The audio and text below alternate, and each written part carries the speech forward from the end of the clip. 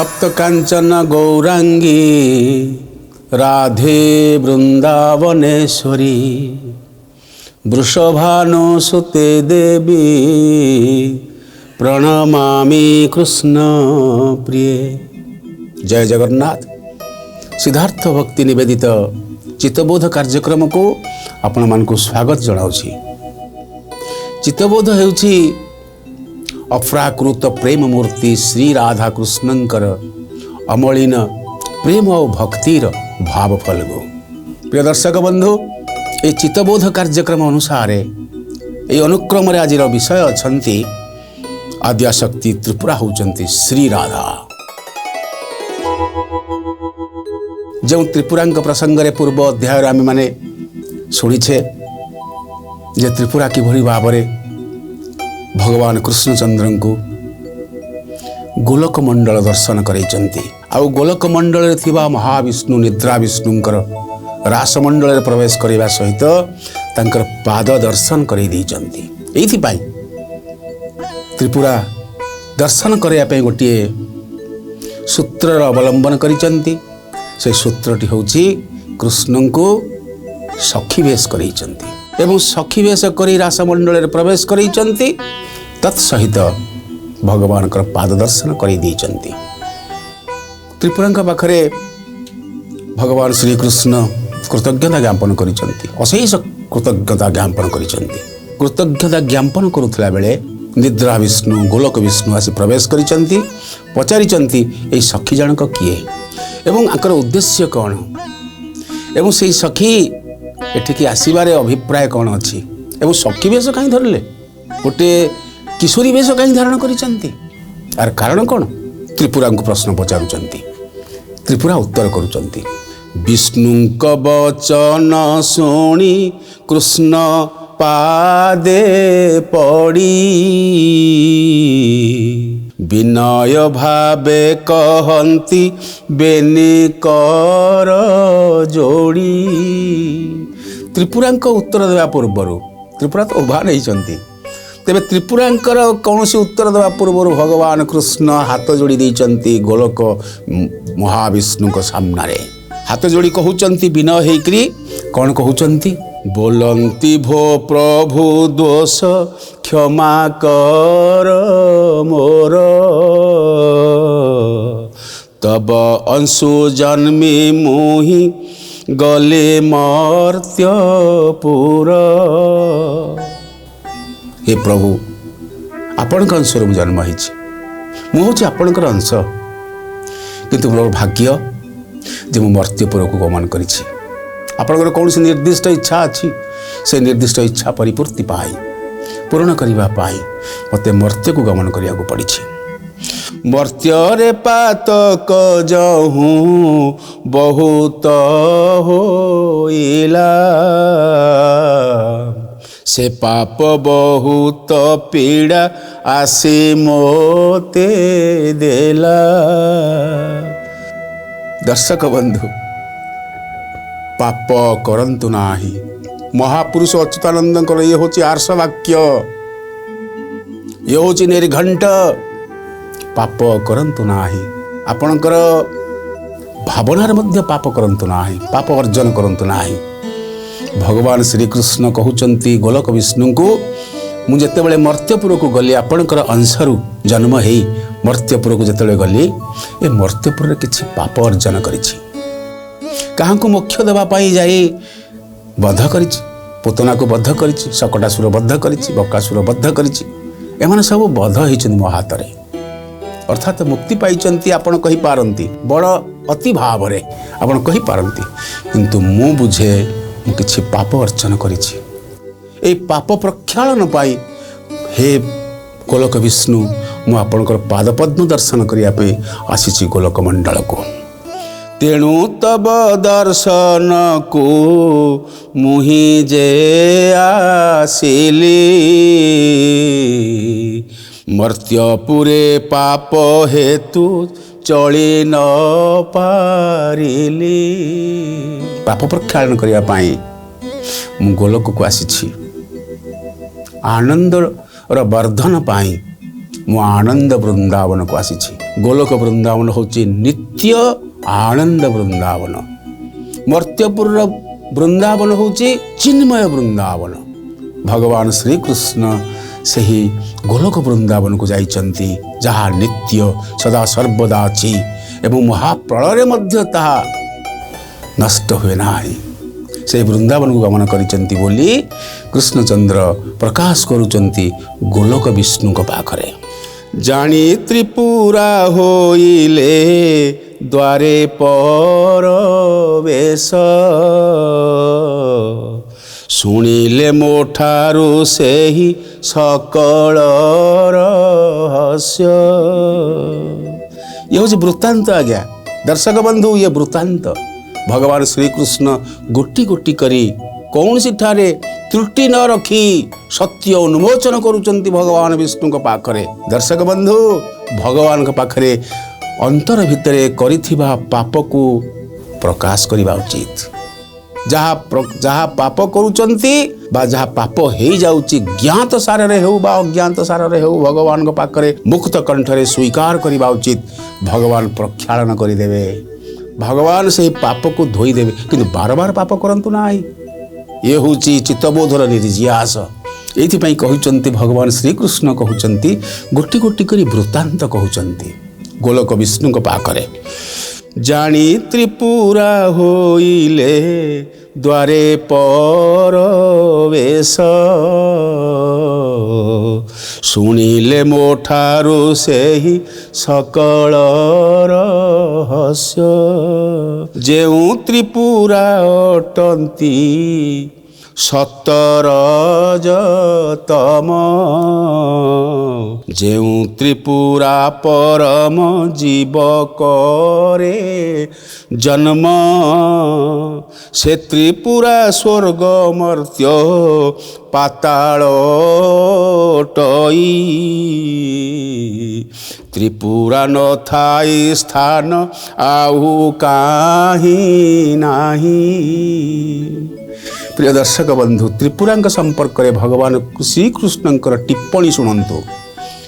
भगवान श्रीकृष्ण कहउचंती गोलोक विष्णु को जे त्रिपुरा साहचर्य जितेबाला मुझे गोलोक मंडल में प्रवेश कली से त्रिपुरा आसी पहुँची गले एवं त्रिपुरा मते सहयोग देले मोर किपरि पाप प्रक्षालन घटिब से सहयोग देले।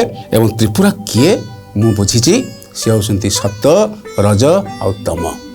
जो त्रिगुण अच्छी सत्वगुण रजगुण आउ तम गुण अर्थात से सत्य निवास करती से रजगुणी एवं से मध्य तमगुणी से संहार कर्त्री मध्य एवं रजवती मध्य तत्सहित सत्यवती मध्य अर्थात सत्य रज तीन गुण पठई देइचंती पृथ्वी पृष्ठ को।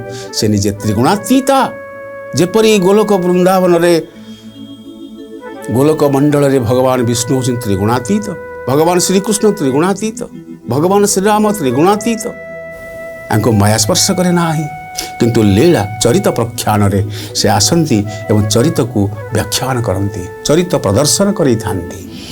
से ही त्रिपुरा को जाहूँ द्वारे मु देखिली विनय भावे सकल दुख जनाइली।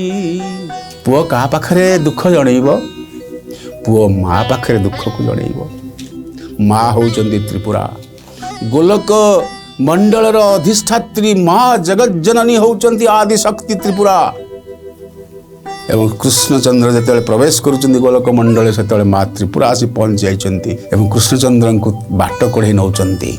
से त्रिपुरा प्रसंग में कह जाउची सही त्रिपुरा को जहूँ द्वारे मु देखिली विनय भावे सकल दुख जनइली। कृष्णचंद्र कहते मोर सकल दुख कहले मो भितर सृष्टि हेतिया पापबोधर प्रक्षालन पाई द्वितीय रासमंडल दर्शन करिवार लोभ हेतु।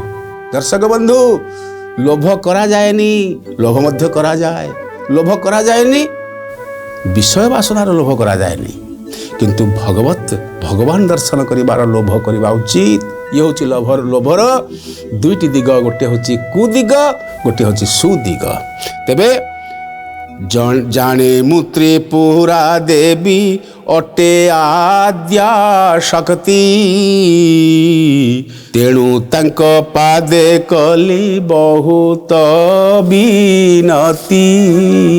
माँ त्रिपुरा आद्या शक्ति पाद पद्म मु निवेदन कली मोर जो थिला मन भितर अभिसंधि, मो मन भितर जो थिला संशय, मो मन भितर थिला जो प्रश्न, मो मन भितर जो थिला समस्या मु उत्थापन कली माँ पाखरे। मोते देखन्ते त्रिपुरा देवी दया कले सखी अंगे दिने करी एठाकू आनिले तांको जोगु तब पाद दर्शन पाइली मर्त्यर सकल पाप एबे मुनासिली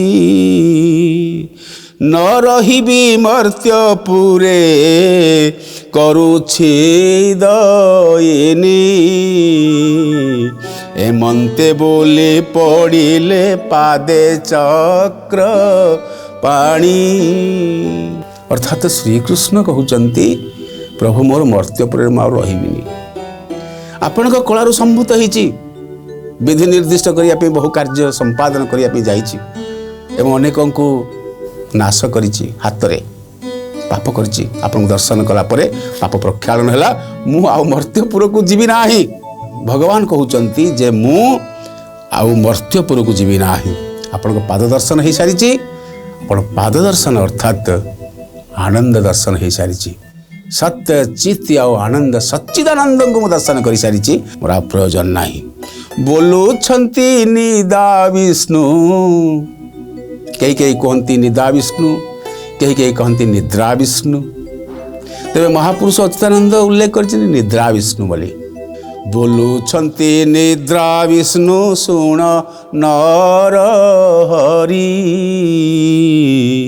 जाओ आसीब मर्त्यरु भारा नाश करी क्षणे न रहीण तुम्भे जाओ मर्त्यपुर दुष्ट दानव मानंकु शीघ्र नाश कर अछंती बहुत भक्त तही साप पाई उद्धार कर ताहांकु मोक्ष बाट देई। गोलोकनाथ महाविष्णु कहउचंती कृष्णचंद्र को तुम्हें जाओ ये मोर निर्देश तुम्हें मर्त्यपुर रे जाई पहुँचब तत्क्षणात जाओ एवं सेठी जाई मर्त्यपुर रे जो दुष्ट मान अछंती जो दानव कहले असुर मान अछंती तांको शीघ्र नाश कर तत्सहित बहुत भक्त अछंती सेमानंकु मध्य तुम्हें तांकर साप जो पाइचंती साप्य विमोचन कर। अनेक देवता मध्य साप पाई पृथ्वी पृष्ठ अछंती सेमानंकु मुक्त कर उद्धार कर ताहांकु मोक्ष बाट देकरी। प्रिय दर्शक बंधु भगवान जदा जदा हि धर्मस्य ग्लानिर्भवति भारत अभ्युत्थानम धर्मस्य तदात्मान सुजाम्यहम् परित्राणाय साधूनां विनाशाय च दुष्कृतां धर्म संस्थापनार्थाय संभवामि जुगे जुगे। भगवान कहउचंती निदा विष्णु जे संत मान को मोक्ष बाट दिय एवं जो माने संत नुहंती साधु नुहंती जो माने राक्षस प्रकृतिर अहंकारी अहम्मक सेमानंकु नाश कर कारण पृथ्वी पृष्ठ होउची धर्म क्षेत्र ए धर्म क्षेत्र रे सेमानंकु नाश कर एवं भक्त मानंकु सज्जन मानंकु मोक्ष पथ देखाओ। एइति पई अवतार ग्रहण करती भगवान। जहू रसे माती उजाड़िले त्रिभुवन भयरे मो आश्रा नेले आसी देवगण पृथ्वी भारा नासिबाकु ଚାରି ଭାଗ ହେଲି। କୃଷ୍ଣ ରୂପେ ସିନା ମୁହିଁ ମର୍ତ୍ତ୍ୟରେ ରହିଲି।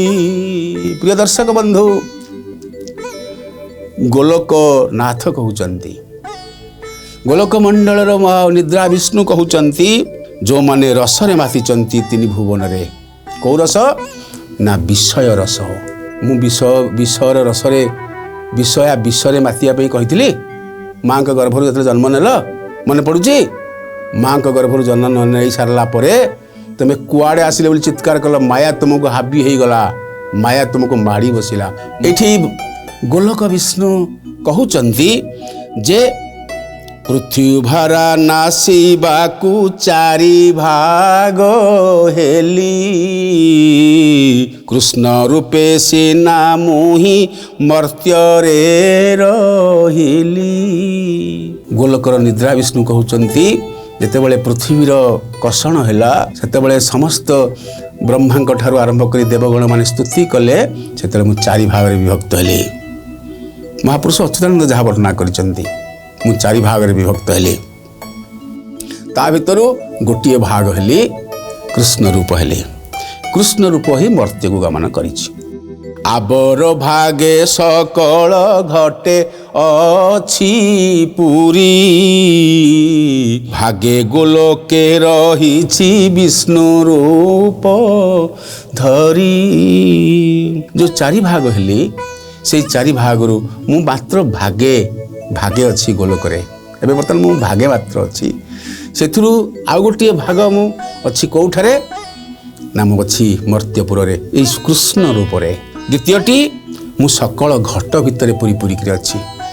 ମୁଁ ପରମାତ୍ମା, ମୁଁ ଅପରାଶକ୍ତି, ମୁଁ ପରାଶକ୍ତି ଭାବରେ ଆତ୍ମା। ସମସ୍ତ ସକଳ ଘଟେ ନାରାୟଣ, ସକଳ ଘଟେ ନାରାୟଣ। ପ୍ରତ୍ୟେକ ଘଟରେ ମୁଁ ମଧ୍ୟ ଅଛି। ଇଏ ଗୋଟିଏ ଚାରି ଭାଗ। ଆମେ ଯଦି ଭଗବାନ ଶ୍ରୀକୃଷ୍ଣଙ୍କର କଳା ସମ୍ପର୍କରେ ବିଚାର କରିବା, ସେତେବେଳେ ତପନ କଳା, ଚନ୍ଦ୍ର କଳା, ଅଗ୍ନି କଳା କଥା ଚିନ୍ତା କରିବା। କିନ୍ତୁ ଯେତେବେଳେ ଆମେ ବିଚାର କରୁଛେ ଗୋଲୋକ ନିଦ୍ରା ବିଷ୍ଣୁଙ୍କର ପ୍ରସଙ୍ଗ, ସେ କହୁଛନ୍ତି ମୁଁ ଚାରି ଭାଗରେ ବିଭକ୍ତ ହେଲି। ଚାରି ଭାଗରୁ ଗୋଟିଏ ଭାଗ ମୁଁ ନିଜେ ଅଛି ଗୋଲୋକ ବିଷ୍ଣୁ ଭାବରେ, ଗୋଟିଏ ଭାଗ ହେଉଛନ୍ତି କୃଷ୍ଣ, ଏବଂ ଗୋଟିଏ ଭାଗ ହେଉଛି ମୁଁ ପ୍ରତ୍ୟେକ ଜୀବ ଭିତରେ ମିଶିକରି ଅଛି। ତତ୍ ସହିତ ପାତାଳପୁରରେ ଅନନ୍ତ ରୂପରେ ନିରାକାର ଭାବରେ ମୁଁ ମଧ୍ୟ ଅଛି। ଅର୍ଥାତ୍ ସ୍ୱର୍ଗ, ମର୍ତ୍ତ୍ୟ, ପାତାଳରେ ମିଶିକରି ଅଛନ୍ତି ସେହି ଗୋଲୋକ ବିଷ୍ଣୁ। ଚାରି ଭାଗ, ଗୋଟିଏ ଭାଗ ଭାବରେ ଚାରି ଭାଗରେ ବିଭକ୍ତ ହୋଇଛନ୍ତି। ଭଗବାନ କୃଷ୍ଣ ହେଉଛନ୍ତି ଗୋଲୋକ ବିଷ୍ଣୁଙ୍କର ଗୋଟିଏ ଅଂଶ, ଏବଂ ଗୋଲୋକ ବିଷ୍ଣୁ ହେଉଛନ୍ତି ଗୋଟିଏ ଅଂଶ। ଅର୍ଥାତ୍ ଗୋଲୋକ ମହାବିଷ୍ଣୁ ଗୋଟିଏ ଅଂଶ, କୃଷ୍ଣଚନ୍ଦ୍ର ମଧ୍ୟ ହେଉଛନ୍ତି ଗୋଟିଏ ଅଂଶ। ଏହା ଚିତ୍ତବୋଧରେ ପ୍ରମାଣ ଦିଆଯାଇଛି। ପାତାଳେ ଅନନ୍ତ ରୂପେ ନିରାକାର ମୁହିଁ।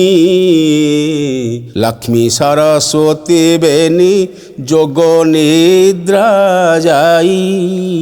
ଏହିପରି 16 କଳା ହୋଇଛି ପ୍ରକାଶ। ଏହା ନିରାକାର ତହିଁ 16 କଳା ବାସ। ନିରାକାର ଯାହାଙ୍କର ଆକାର ନାହିଁ, ନିରାକାର ଯାହାଙ୍କର ଆକାର ନାହିଁ।